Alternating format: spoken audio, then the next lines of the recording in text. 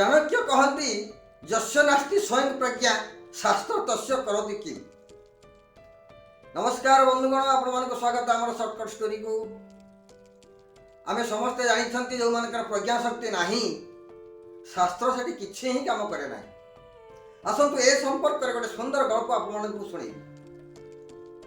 तुलसीदास कहानी ये जड़े बाबाजी जाऊँ थे बाटर जाऊँ देखिले गोटे व्याध से पंजुरी भितर किसी शुआ को धरिक बिकुची बुलूची बिक्री कर।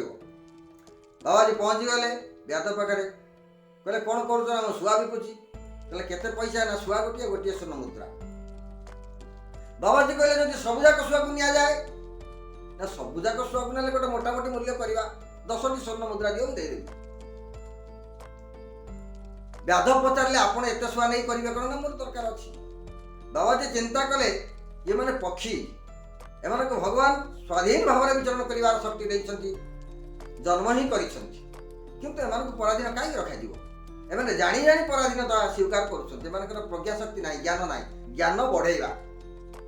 छुआ मान को आनिले कले कौन पंजुरी रखिले प्रतिदिन पाठ पढ़ेले। आपण माने हम समस्त जानिछंती छुआ ही कथा कहि पारंती बुझी पारंती। छुआ सारी कहानी मध्य अछि। तेणु पाठ पढ़ेले कौन पढ़ेले कहले छुआ माने गोटे कथा तुमको मु शिखाउची शिख।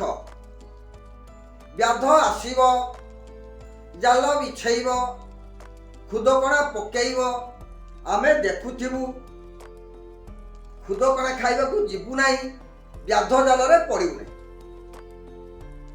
छुआ माने सेया कहले। एमिति किछि दिन अनवरत एई कथाटा को शिखेले छुआ माने घोषि देले।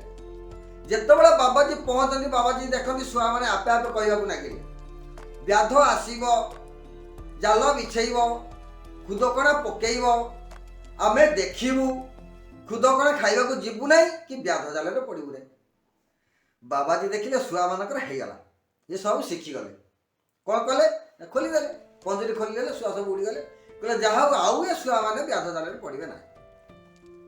किछि दिन परे बाबाजी दिने आसुचंती सही बाटरे देखिले सेई व्याध छुआ मान को धरिया जाल बिछाई खुदकणा पकई छुआ माने जाल रे पड़ी जाइछंती एवं खुद खाउछंती। बाबाजी के जेतले छुआ माने देखिले हठात कहि उठिले कहले व्याध आसीब जाल बिछाइब खुदकणा पकेइब आमे देखिबु खुदकणा खाइबु नै कि व्याध जाल रे पड़िबु नै।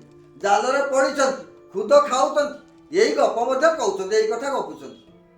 बाबाजी कहले सत कथा जहा शास्त्र कहे सेटा नित्यांत सत 100% सत।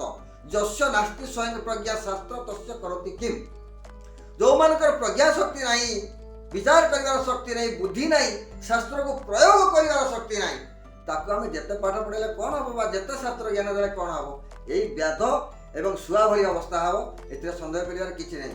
बंधुगण आमे जेतेबेले ज्ञान अर्जन करुछंती किछि पुस्तक अध्ययन करुछंती अंततः ता भितर जहाँ जानुछंती ताको कामरे लगेबा पई प्रयोगात्मक शैली जानिबा दरकार एवं निजर प्रज्ञा शक्ति खटेबा दरकार।